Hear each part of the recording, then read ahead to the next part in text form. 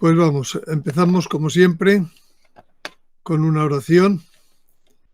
Oh Reina mía, rosa mística de Guadalupe, rosa brillante que embellece el cielo, como estrella de la mañana que anuncia la aurora de los nuevos tiempos. Madre corredentora, medianera y abogada, señora de todos los pueblos, dama blanca, reina de la paz y lirio blanco de la Trinidad Santa. Báñanos en tu río de luz admirable. Haznos espejo de tu corazón inmaculado y concédenos ser primicias del reino eucarístico de tu Hijo. Amén. Y continuamos con lo que fue el capítulo 3, el resumen de lo que fue el capítulo 3 de los últimos tiempos. Básicamente se podría decir que es el ataque diabólico a la Iglesia de los últimos tiempos. Este capítulo 3 lo terminé publicando entero en YouTube en 3 vídeos de 1 hora. Bueno, hoy vamos a decir rápidamente un poco en qué consistía. Hablaba de los pontificados del último siglo, en donde teníamos pues 10 pontífices desde San Pío X, con una media de edad de los últimos 10 papas de 67 años en el momento de su elección y una media de duración de su pontificado de 13 años. Puse el motivo de esta sesión fue mostrar cómo también en los últimos tiempos, pues, qué han podido hacer o qué han hecho los papas para que todo este racionalismo, socialismo, liberalismo, marxismo, pues no llegara pues a afectar al hombre, a la sociedad, y pudiéramos, bueno, pues haber saltado sin tanta tribulación esta gran tribulación, estos últimos tiempos.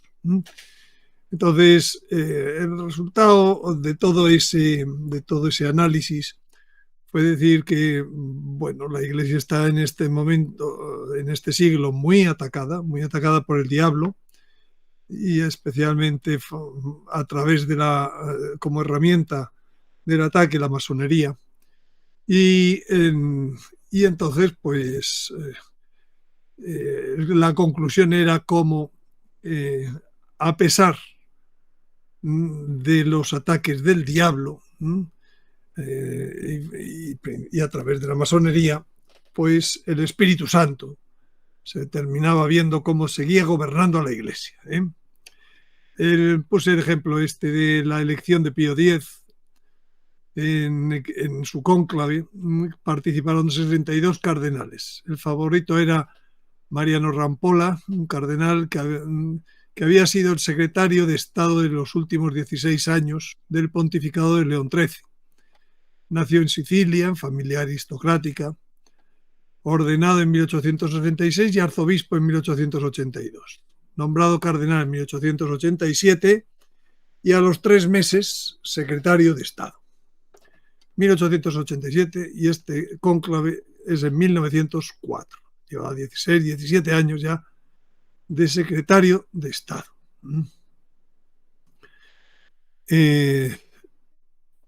Fue su secretario personal, su secretario personal fue luego Papa Benedicto XV. Bueno, pues el emperador austríaco usó el veto, manifestándolo a través del cardenal de Cracovia. La causa para que no se eligiera, en las votaciones ya parecía que se decantaban hacia el cardenal Rampolla, pues era pertenecer a la masonería o a los templarios. Y tras el cónclave, pues tuvo 5 años un cargo menor y luego fue secretario del Santo Oficio de la Doctrina de la Fe, otra vez. Bien, sobre la masonería, pues di distintas pinceladas, pues a través, por ejemplo, de lo que decía la Virgen, al padre Gobi, Decía, las 7 virtudes teologales y cardenales, que son el fruto de vivir en gracia de Dios. La masonería opone la difusión de los 7 vicios capitales, que son el fruto de vivir habitualmente en estado de pecado. A la fe opone la soberbia, a la esperanza la lujuria, a la caridad la avaricia, a la prudencia la ira, a la fortaleza la pereza, a la justicia la envidia, a la templanza la gula. Añade que llega a ser víctima de los 7 vicios capitales. Aquel que llega a ser víctima de los 7 vicios capitales es conducido gradualmente a abandonar el culto debido al único Dios, para darlo a falsas divinidades que son la personificación misma de todos estos vicios. En esto consiste la blasfemia más grande y horrible. He aquí por qué sobre cada cabeza de la bestia hay escrito un título blasfemo. Cada logia masónica tiene la tarea de hacer adorar una divinidad distinta. Bueno, y de esa masonería civil se pasa también, le explica la Virgen, a la masonería eclesiástica. La bestia negra que sube del mar acude en ayuda desde la tierra, una bestia que tiene 2 cuernos semejantes a los de un cordero. El cordero en la Sagrada Escritura siempre ha sido símbolo del sacrificio. En la noche del Éxodo es sacrificado un cordero, y con su sangre son rociados el dintel y las jambas de las casas de los hebreos, para sustraerlos al castigo, que en cambio alcanza a todos los egipcios. Sobre el Calvario, Jesucristo se inmola por la redención de la humanidad. Se hace él mismo nuestra Pascua y se convierte en el verdadero Cordero de Dios que quita todos los pecados del mundo. La bestia tiene en la cabeza 2 cuernos, semejantes a los del cordero. Al símbolo del sacrificio está íntimamente unido el del sacerdocio. Los 2 cuernos. Un cubrecabeza con 2 cuernos llevaba el sumo sacerdote en el Antiguo Testamento. Bueno, otro de esas pinceladas que daban en esta sesión era una serie de hechos de la vida de Pablo VI. En la homilía famosa del humo de Satanás, dice, ha entrado la duda en nuestras conciencias y ha entrado a través de ventanas que debían estar abiertas a la luz, la ciencia. Le dijimos que la ciencia venía en apoyo de el racionalismo, pero la ciencia está hecha para darnos verdades que no alejen de Dios, sino que nos lo hacen buscar aún más y celebrarle con mayor intensidad. Por el contrario, de la ciencia ha venido la crítica, ha venido la duda respecto a todo lo que existe y a todo lo que conocemos. Los científicos son aquellos que más pensativa y dolorosamente bajan la frente y acaban por enseñar, no sé, no sabemos, no podemos saber. También en nosotros, los de la Iglesia, reina este estado de incertidumbre. Se creía que después del concilio vendría un día de sol para la historia de la Iglesia. Por el contrario, ha venido un día de nubes, de tempestad, de oscuridad, de búsqueda, de incertidumbre. Y se siente fatiga en dar la alegría de la fe. Predicamos el ecumenismo y nos alejamos cada vez más de los otros. Procuramos excavar abismos en vez de colmarlos. ¿Cómo ha ocurrido todo esto? Os confiaremos nuestro pensamiento. Ha habido un poder adverso, digamos su nombre, el demonio.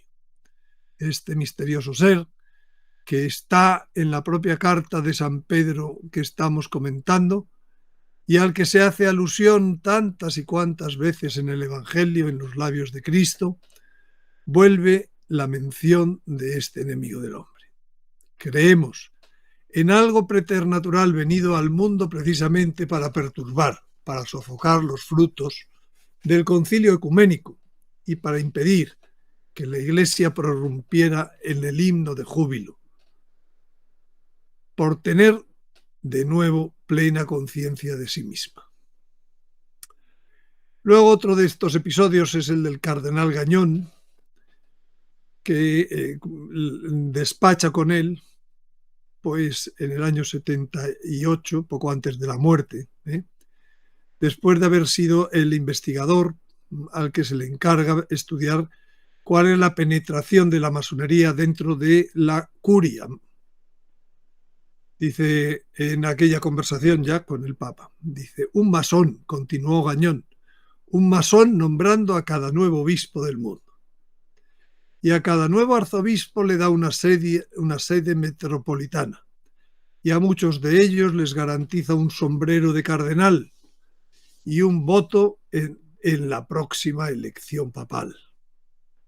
Su santidad me perdonará por decir esto, pero un masón está orquestando el próximo cónclave. A todos los efectos, el cardenal Bayo está nombrando a su sucesor.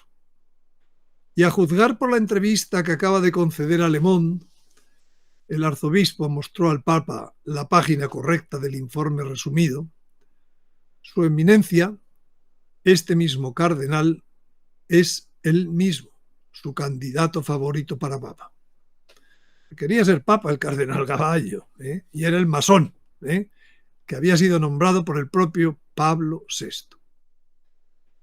Muy lentamente el Papa Pablo puso ambas manos sobre los dos tomos más pequeños que Gañón le había colocado ante él.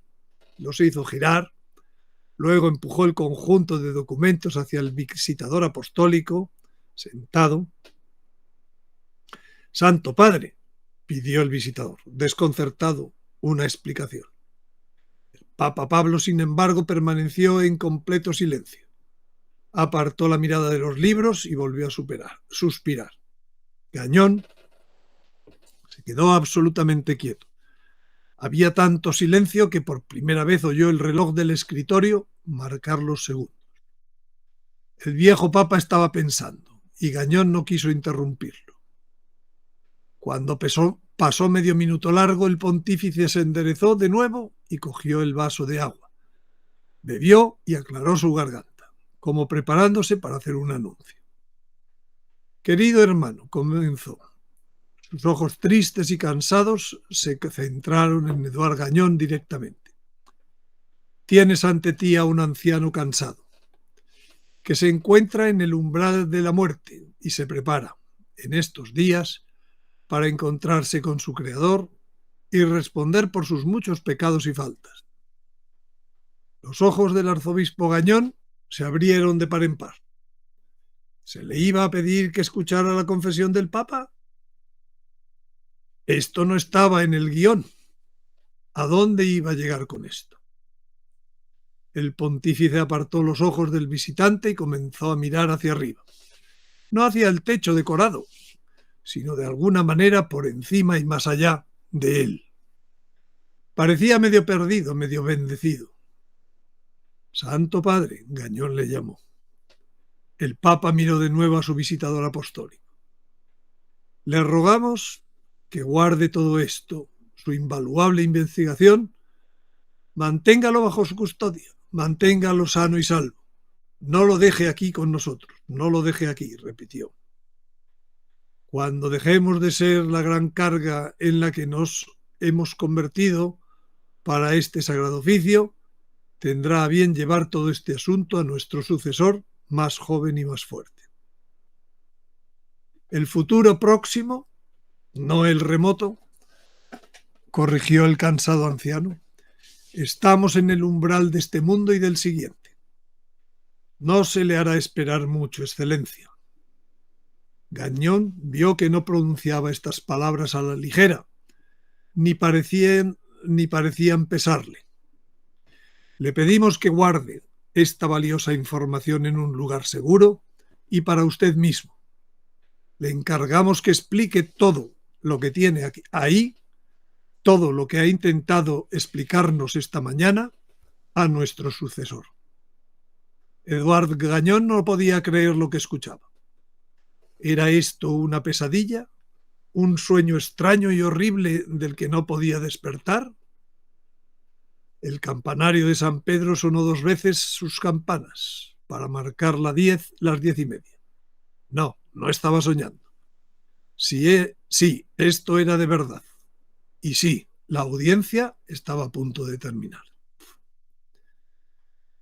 Bueno, también más adelante conté este otro confidencia de su secretario, del Pablo VI, el Monseñor Magí, que encontré en el libro del Julián Herranz, afuera de Jericó, las afueras de Jericó.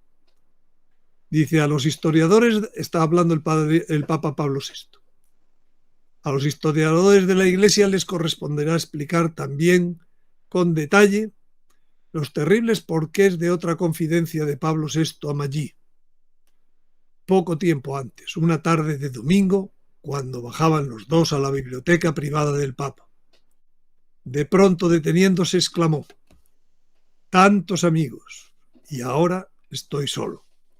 Me han dejado solo». No era, pienso yo, una exclamación desesperada, ni una acusación personalizada, sino la constatación de una realidad cercana y, desgraciadamente, también de alcance mundial. Tantos que en los primeros años de su pontificado le aplaudieron porque tenían de él la imagen deformada de un progresista, le volvieron las espaldas y lo dejaron solo después, al ver cómo afrontaba los problemas doctrinales. Bueno, pues al igual que estos que acabo de leer sobre Pablo VI, pues está plagado pues toda esta sesión tercera, pues de casos pues como el de Juan Pablo I, Juan Pablo II. En la parte, todo esto ya digo que está entero en YouTube, con este título, Gobernar la Iglesia, y con también sucesos, vamos a decir, de cómo la masonería influye y a pesar de todo, el Espíritu Santo guía a la Iglesia. También de los papas Benedicto y Francisco, Benedicto XVI y Francisco. El capítulo 4 de esta sesión pues habla de como ovejas sin pastor, de grandes guerras y de la vis. Aparte, sobre todo la parte espiritual o la parte de iluminación personal.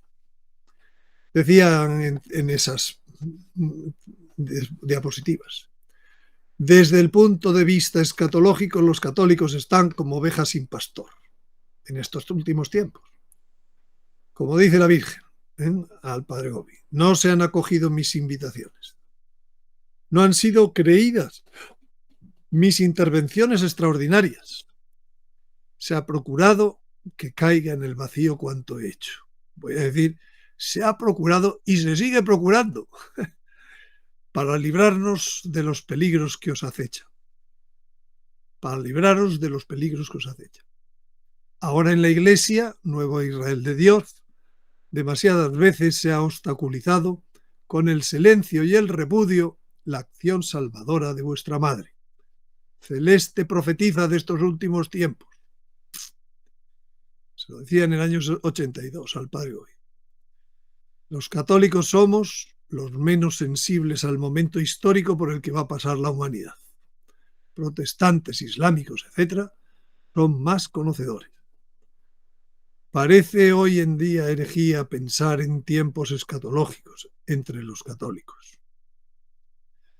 Y eso, en consecuencia, hay una falta de perspectiva escatológica en la predicación, una ausencia de homilías sobre la lectura de libros y pasajes proféticos. Hay un temor al género profético y a su interpretación. La profecía hoy no es la lámpara que luce en lugar oscuro. La utilización exclusiva del sentido simbólico cuando ocasionalmente se comentan esos textos es lo que predomina. No se sabe cómo conectar la escatología con la vida práctica de los cristianos hoy. Así se pierde una gran ocasión para fortalecer la esperanza en estos tiempos difíciles. No despreciéis las profecías, decía San Pablo. Bienaventurado el que guarda las palabras de las profecías del libro, decía San Juan en el Apocalipsis. La profecía es lámpara que luce en lugar oscuro. Los habitantes de Jerusalén y sus jefes, predicaba San Pedro, cumplieron sin saberlo las escrituras de los profetas que se leen cada sábado. Como dice el Apocalipsis, el testimonio de Jesús es el espíritu de profecía.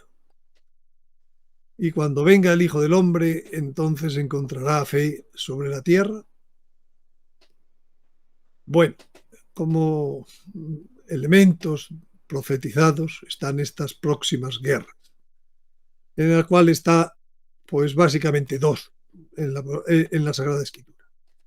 La invasión de Gog, unido a una serie de pueblos como Elam, que es Persia, que es Irán, Mesec, Tubal, Togarma, Tubal, Dedán, Sabat, Libia, Cus, Put, toda esa invasión sobre mi pueblo Israel, entendido por mi pueblo Israel no la nación de Israel actual, sino las viejas naciones cristianas.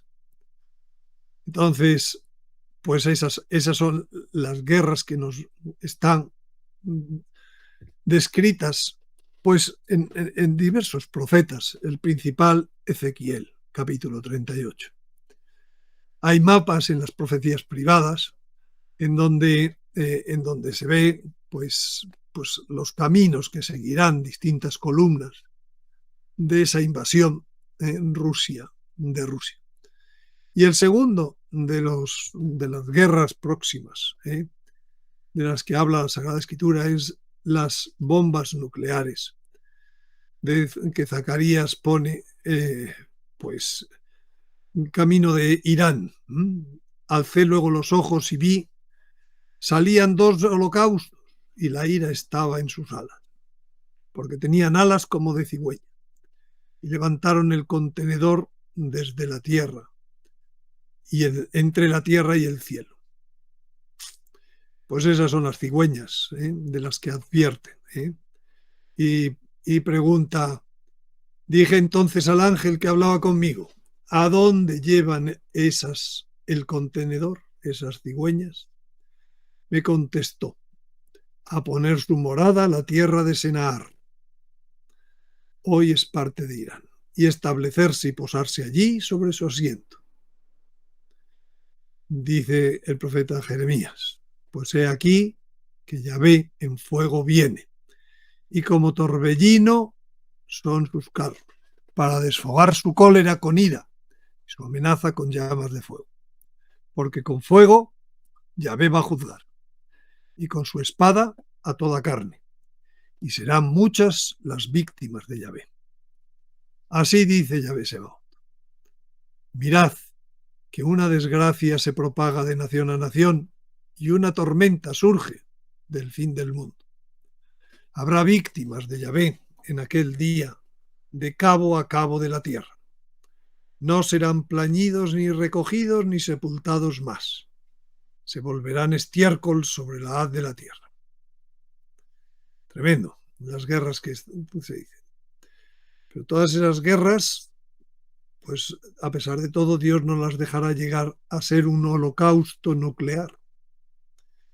Dios enviará antes la catástrofe astronómica del aviso, que impedirá continuar esta guerra. ¿Y el aviso qué es? También hablaba en esta sesión.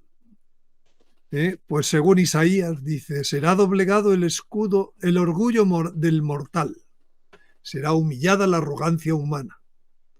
Solo el Señor será exaltado en aquel día y los ídolos desaparecerán. Se meterán en las cuevas de las rocas, en las grietas de la tierra, ante el terror del Señor y la gloria de su majestad, cuando se levante aterrando al país. Aquel día, cada cual arrojará a los topos y a los murciélagos sus ídolos de plata y sus ídolos de oro, que se habían fabricado para postrarse ante ellos. y se meterán en las grutas de las rocas y en las hendiduras de las peñas ante el terror del Señor y la gloria de su majestad cuando se levante aterrando el país. Como dice, y Malaquías lo describe así: ¿quién resistirá el día de su llegada? ¿Quién se mantendrá en pie ante su mirada? Pues es como fuego de fundidor, como lejía de lavandero. Se sentará como fundidor que refina la plata, refinará a los levitas y los acrisolará como oro y plata. Y el Señor recibirá ofrenda y oblación justa. Os llamaré a juicio y seré testigo diligente contra magos y adúlteros, contra los que juran en falso, contra los que roban el salario al trabajador, explotan a viudas, huérfanos y emigrantes, y no vuelven su mirada hacia mí, dice el Señor del universo. Volveréis a ver la diferencia entre el justo y el malhechor, entre el que sirve a Dios y el que no lo sirve. Bueno, y como lo describen en Garabandal, este resumen de los aspectos interiores del aviso. Se hallarán completamente solos a solas con su conciencia y ante Dios. Verán entonces todos sus pecados y lo que sus pecados han provocado. Tendrás una visión del aviso distinta de la mía, porque tus pecados son distintos de los míos. Será para el bien de nuestras almas, para que podamos ver en el interior de nosotros mismos, en nuestra conciencia, el bien y el mal que hemos hecho. Sentiremos un gran amor hacia nuestro Padre y Madre celestiales. Pediremos perdón por todas nuestras ofensas. El aviso es para todo el mundo, porque Dios desea nuestra salvación. Su finalidad es que nos acerquemos más a Él y tengamos más fe. Por consiguiente, debemos prepararnos para ese día. Pero no esperarlo con temor, porque Dios no envía las cosas para causar terror, sino con justicia y amor para el bien de todos sus hijos, para que alcancen la dicha eterna y no se condenen. El aviso será una corrección de la conciencia del mundo. Y también vemos que Dios no duerme, que Dios no se ha olvidado del mundo y del hombre, a pesar de que parece que y que deja de tener un plan para salvarlo. Siempre aquello de hasta los cabellos de vuestra cabeza están todos contados. No temáis, valéis más que muchos pajarillos. Con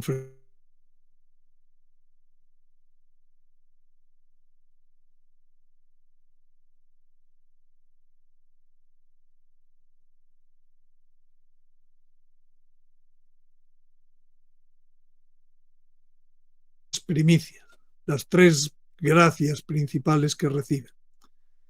Para entender la función de estos apóstoles especiales y primicias dentro del plan de Dios, para los últimos tiempos, la Sagrada Escritura describe tres gracias principales que recibirán. Son tomados de la tierra, que significa lo mismo que ser transformados. Es una glorificación ya del cuerpo, el alma, el espíritu. Serán sellados con el sello de Dios vivo. Dios vivo es la Eucaristía. Serán siervos para un servicio muy especial. Y todo esto transformados antes del aviso. Y su misión tendrá éxito. La misión de las primicias recuerda la de aquellos otros 70, los cuales envió de dos en dos delante de sí y a todas las ciudades y lugares a donde él había de venir. Como a corderos en medio de lobos os envío, decía el Señor. Pero fue un éxito aquella misión. Y volvieron los 70 con gozo, diciendo: Señor, aun los demonios se nos sujetan en tu nombre. Y les dijo: yo veía a Satanás como un rayo que caía del cielo. He aquí, os doy potestad de hollar sobre serpientes y sobre escorpiones y sobre toda la fuerza del enemigo, y nada os dañará. ¿Quiénes pueden ser primicia? Pues usando los textos de los mensajes de primicias ponía: son muchos que piensan como yo, siendo pecador, puedo ser llamado a ser parte de las primicias. No hay hombre sobre la tierra que pueda decirse en verdad libre de pecado, pero el amor hacia su Padre misericordioso lo hace saber que por su arrepentimiento, su gracia cada día se acerca más a una vida total de unión en la voluntad de Dios.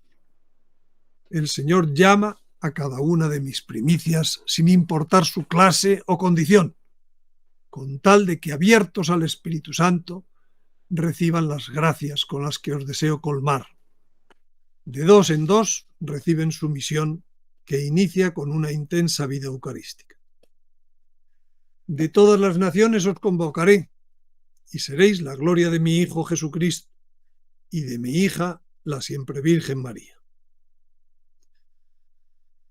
Mi divina mirada los recoge del norte, el sur, el del oriente y el poniente, y vendrán al sonido de mi voz, desafiando cualquier obstáculo que el enemigo pretenda interponer a su llamada. Yo los bendigo con la luz de mi mirada paterna, hijos elegidos de mi bienaventurada hija. Pareciera que sois unas pocas, pero mi eco se va haciendo escuchar entre mi rebaño.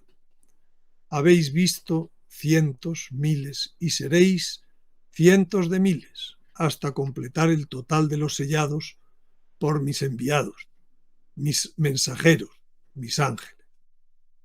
Las primicias de mi reino ya están entre ustedes. Aún no llegan a la plenitud de lo que serán cuando sean transformados. Entonces comprenderán por qué os he llamado desde ahora mis primicias.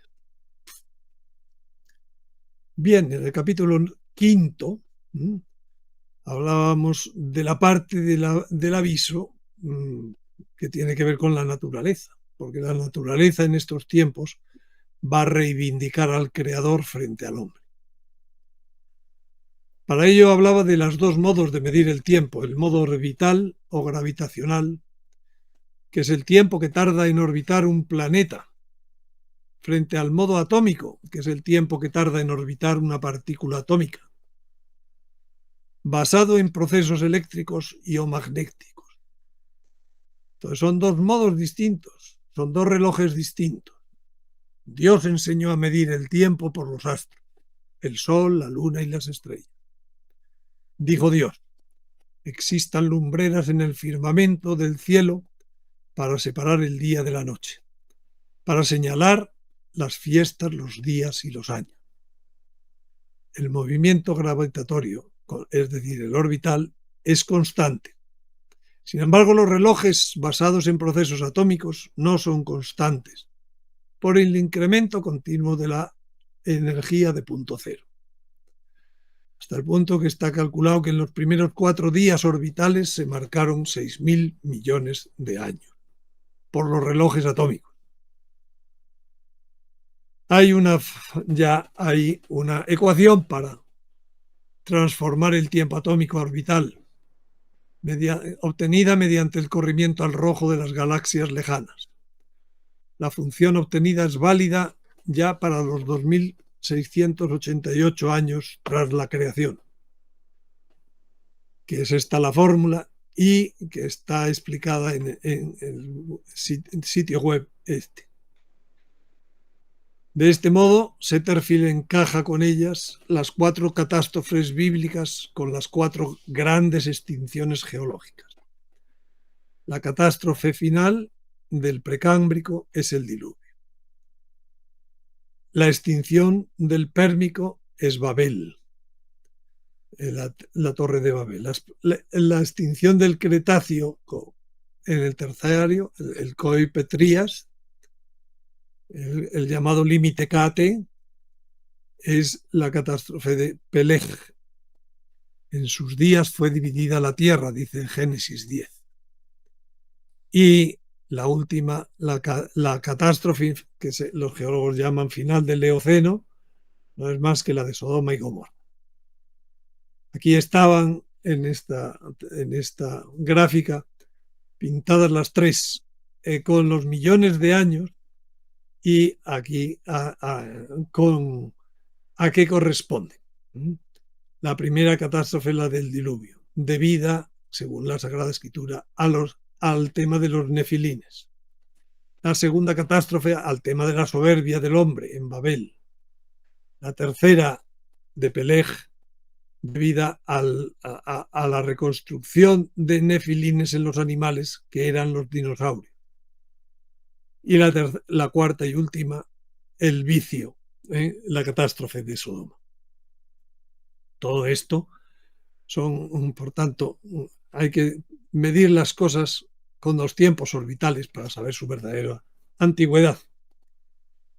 Y igual que ha habido cambios geográficos en otras épocas de la historia, con la apertura de océanos, con nuevos valles, nuevas cosas, pues en el fin de los tiempos va a haber catástrofes, especial que cambien pues también el tema geográfico, especialmente el vuelco de los polos geográficos que se dará en el aviso, la remodelación de las zonas costeras, la existencia de un fuerte volcanismo, de terremotos, deslizamientos. Habrá un impacto meteorítico, habrá radioactividad, habrá un mar contaminado como sangre, dice el Apocalipsis, y sin vida. Ya no hay mar en la nueva tierra, dice el Apocalipsis. Habrá manantiales contaminados y grandes ríos secos como el Éufrates. Habrá un tercio de los árboles y la hierba abrasada. Abrasará el sol y estará reservada para el fuego esta tierra. Habrá un posible acortamiento del año a 360 días. Y la principal catástrofe será esta que describe el Apocalipsis 6, 12 a 15. El sol se puso negro por un astro que se interpone entre la tierra y el sol. La luna como roja. Y esto provocará el vuelco de los polos geográficos. El cielo, se describe así en el Apocalipsis, se enrolla como un libro que se desenrolla, y todos los montes y las islas fueron removidos de sus asientos.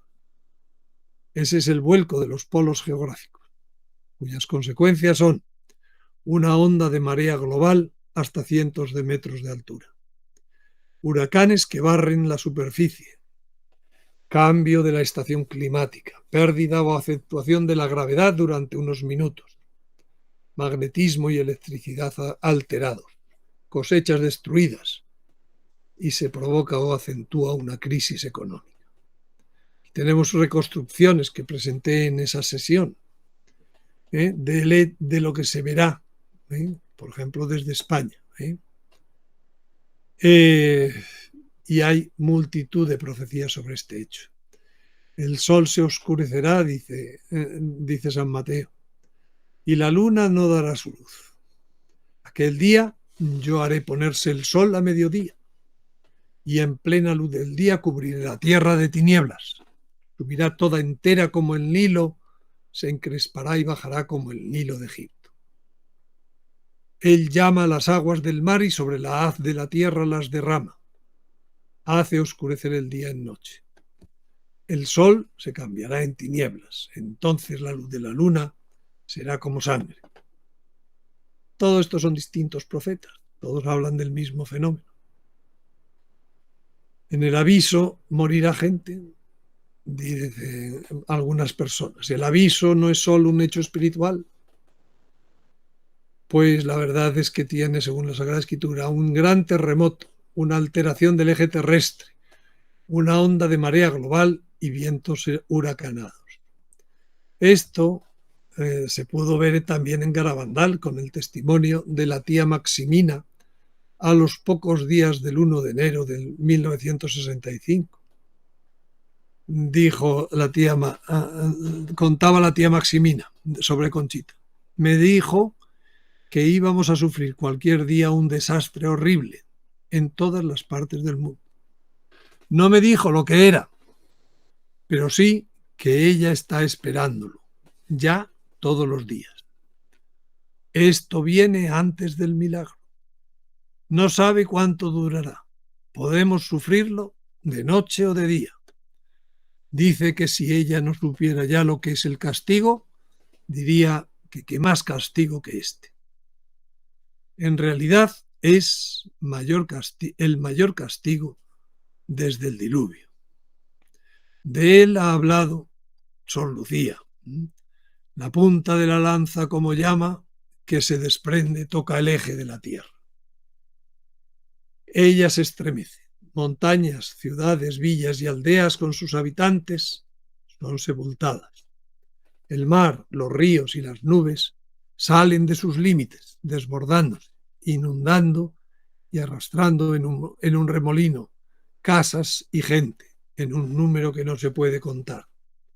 Es la purificación del mundo por el pecado en el cual está inmerso.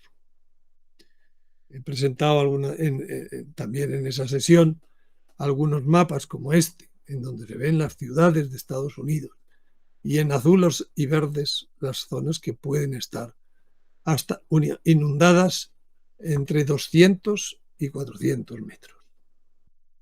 Bien, y estos son los mapas en donde se ven las zonas inundadas, todos estos rosas, en distintos continentes, zonas muy habitadas del mundo. Entonces, la distribución de la población que vive por debajo de 200 metros sobre el nivel del mar es esta que he dibujado aquí. Y hay que recordar que el 60% de la población mundial vive a menos de 100 metros sobre el nivel del mar. Bien, en el capítulo 6 hablamos de la situación tras el aviso. Las primicias ya habrán sido transformadas. Ya se ha palpado dos cosas que nunca se creyó que llegarían: la guerra nuclear y el desbordarse de los mares. La guerra, que empezó antes del aviso, ahora está paralizada, pero hay millones de muertos sin enterrar. Es necesaria una limpieza de la contaminación radiactiva de los suelos. Los invasores retroceden a sus países de origen. Hay hambruna y falta de suministros energéticos, alimentarios, etc. Hay dificultad para el transporte de mercancías y movilidad de viajeros. Están muy limitadas las telecomunicaciones. Hay naciones completas desaparecidas, como Países Bajos, Irlanda, Cuba, probablemente. Naciones muy heridas, como Estados Unidos, Reino Unido, Alemania, Rusia, Francia, China, sureste asiático, Japón, Filipinas, Corea, India, Pakistán, Bangladesh, Irán, Argentina, Uruguay, Paraguay, Brasil, Centroamérica. Y además, en el mundo islámico, se habrá visto acentuada la división entre radicales y moderados que buscan a Dios. En el mundo cristiano estará dividido entre arrepentidos y apóstatas. El Papa ya no puede volver a Roma y hay falta de noticias sobre él. Los judíos, en su gran mayoría, habrán empezado a decantarse por el anticristo. Y tras el aviso habrá, como dice el Apocalipsis, media hora de silencio. ¿En qué consiste esa media hora de silencio? Cuando el Cordero abrió el séptimo sello, se hizo silencio en el cielo, como de una media hora. Silencio para comprobar si tiene efecto el efecto deseado, la conversión de los hombres, que Dios desea a través de los acontecimientos del sexto sello. Silencio expectante que va a dar paso al siguiente acto en caso de una respuesta contraria. Y dice el Apocalipsis: vi entonces a los 7 ángeles que están en pie delante de Dios. Les fueron entregadas 7 trompetas. Pero no debería ser un silencio inactivo, sino un silencio de oración en espera de frutos de conversión de los hombres. Otro ángel vino y se puso junto al altar con un badil de oro. Se le dieron muchos perfumes para que, con las oraciones de todos los santos, los ofreciera sobre el altar de oro colocado delante del trono. Y por mano del ángel subió delante de Dios la humareda de los perfumes de las oraciones de los santos. Sin embargo, en poco tiempo, como una media hora, el silencio se torna en estupor ante la respuesta negativa de la mayoría de los hombres, y en fascinación ante los portentos que en consecuencia se vienen encima. Y el ángel tomó el badil, lo llenó con brasas del altar y las arrojó sobre la tierra. Entonces hubo truenos, fragor, relámpagos y temblor de tierra. Y entonces se van dando increscendo de sucesos infrecuentes. En adelante el Apocalipsis muestra este crescendo que habla a los hombres de un modo diferente, más claro respecto a su dimensión espiritual. Esto es la aparición de las trompetas. Hasta ese momento todo sucedía con sellos. Los sellos es sigilo. Sigilo es silencioso. Las trompetas es al revés, ruidoso, para que se entere todo el mundo. Y entonces surgen frecuentes señales extraordinarias en el cielo que antes nunca se habían producido. Aparecen una mujer, un dragón, 7 ángeles, un jinete sobre un caballo blanco, sin que se mencione extrañeza por parte de los hombres. La primera trompeta tocó la trompeta, dice entonces, hubo granizo y fuego mezclados con sangre, que fueron arrojados a la tierra. Se abrasó la tercera parte de la tierra. Se abrasó la tercera parte de los árboles. Se abrasó toda hierba verde. Aquí tenemos en verde la órbita de la Tierra circular. Tenemos la órbita que sigue a la órbita del astro del aviso, que produjo en su momento un eclipse de sol. El sol se puso negro. Y en esta órbita de la Tierra llega un momento en donde se encuentra con la órbita de astros que siguen al astro del aviso. Y especialmente pues este primer cometa, que tiene 2 colas. Una la eléctrica, otra la de detritus. Cuando la Tierra se encuentra con los detritus, después de media hora de silencio, la media hora de silencio son 6 meses, el astro pasó cuando la Tierra estaba aquí arriba, por aquí arriba, 6 meses después, poco después, llega esta primera trompeta, con la cual caen fuego mezclados con sangre y granizo. Es un cometa. Mezcla el granizo con otros detritus rojos. Y viene la segunda trompeta, que es más adelante en la órbita de la Tierra. También se han alejado ya ese cometa. Y tocó el segundo ángel. Entonces fue arrojado al mar algo como una enorme montaña ardiendo. Y la tercera parte del mar se convirtió en sangre. Pereció la tercera parte de las criaturas del mar que tienen vida, y la tercera parte de las naves fue destruida. Bueno, ocurre entre la anterior primera trompeta y la que vendrá ahora después, que está claramente. Esta es la tercera trompeta. Aquí pasa el cometa con sus colas, en cada momento orientadas contra el sol, tocó la trompeta y entonces cayó del cielo una gran estrella que ardía como una antorcha, y atacó y alcanzó a 1/3 de los ríos de las fuentes de las aguas. El nombre de la estrella es Ajenjo, y 1/3 parte de las aguas se convirtió en ajenjo, y muchos hombres murieron a causa de las aguas, porque se habían vuelto amargas. Es decir, esto es otro astro que nos cae, por tanto tiene que venir detrás de este cometa que ya se va. Y este astro cae en algún lugar, probablemente que haya restos de material radiactivo, ya sea porque son centrales nucleares, depósitos de misiles que no han podido ser usados, etc. Y viene entonces la cuarta trompeta. Entonces fue herida la 1/3 parte del sol, la 1/3 parte de la luna, la 1/3 parte de las estrellas. Quedó en sombra la 1/3 parte de ellos. El día perdió 1/3 parte de su claridad y lo mismo la noche.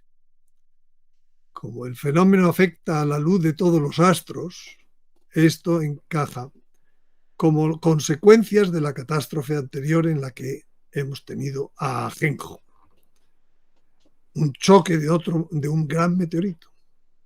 Si fuera daño directo en el Sol, afectaría proporcionalmente a la Luna, pero no al resto de las estrellas.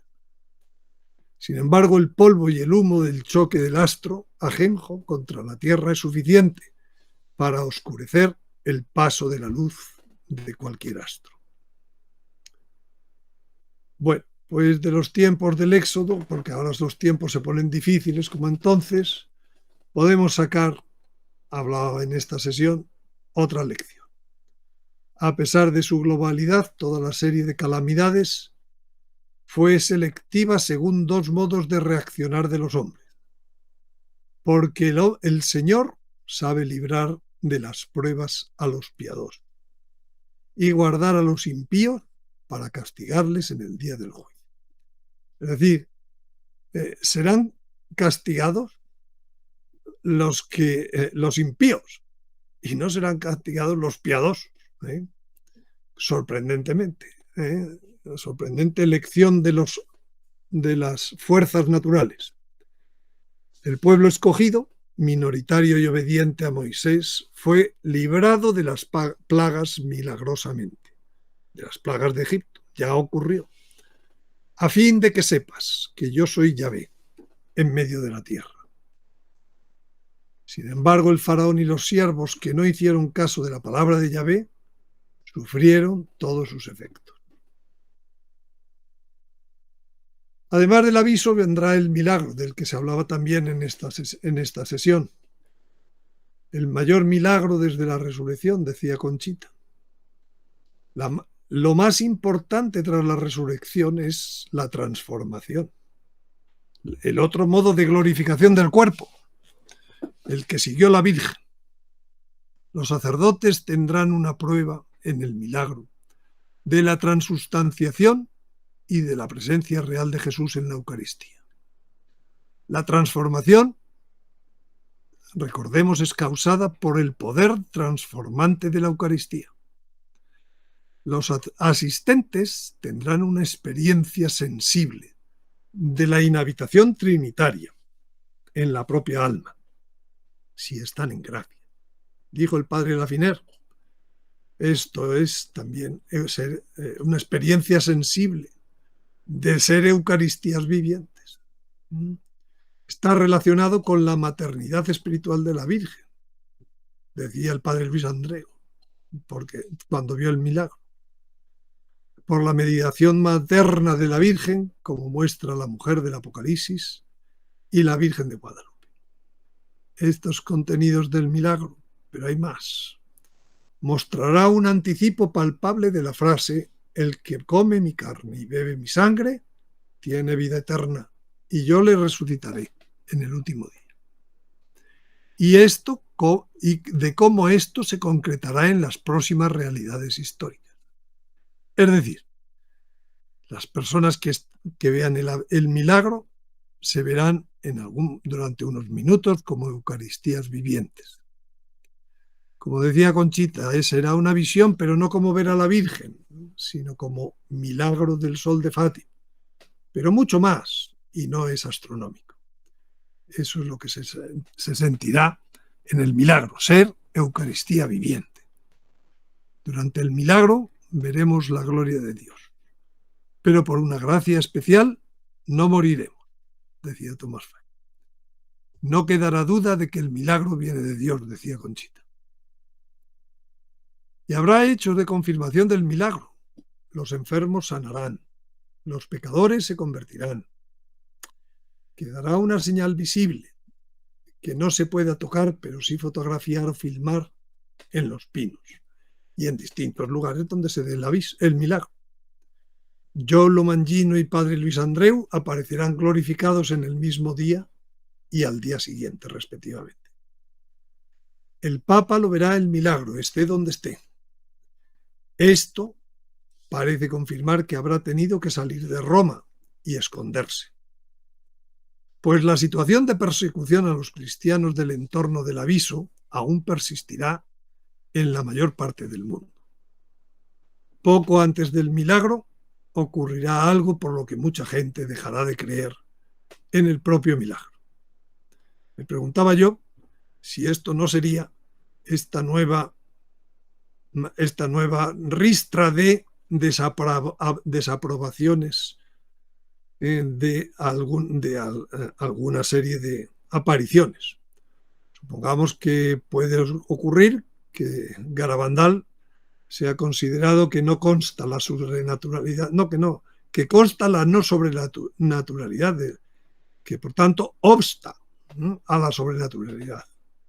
Pues eso podría llevar a mucha gente a dejar de creer en Garabandal y por consiguiente en el propio milagro. Y es lo que estamos viendo. Ahora, todas las semanas no hay aparición que no sea desacreditada. La última esta semana, la de Santa Montaña, con datos que ni siquiera corresponden a las fechas en las cuales estuvo allí la Virgen María. Bueno, entonces ocurrirá también lo que dice el tercer secreto de Fátima después del aviso, del milagro. Llegado a la cima del monte, postrado de rodillas a los pies de la gran cruz, fue muerto, Papa, por un grupo de soldados que le dispararon varios tiros de arma de fuego y flechas. Y del mismo modo murieron uno tras otros los obispos, sacerdotes religiosos y religiosas y diversas personas seglares, hombres y mujeres de diversas clases y posiciones. Bueno, y aparecerá el anticristo, si es que no ha aparecido ya antes del milagro. El anticristo, como su nombre indica en la Sagrada Escritura, es en lugar de Cristo. El adversario contra Cristo, los nombres que se le da a la Sagrada Escritura. La imagen de la bestia del mar. Analogía de la imagen de Dios Hijo, que es Jesucristo. El linaje de la serpiente, el hijo del diablo, en vez del hijo del hombre. El hijo es hijo del padre de la mentira. Cuando dice la mentira, dice lo que le sale de dentro, porque es mentiroso, padre de la mentira. Hijo de perdición, de escombro, basura, dice San Pablo. Impío, hombre de pecado, hombre sin ley.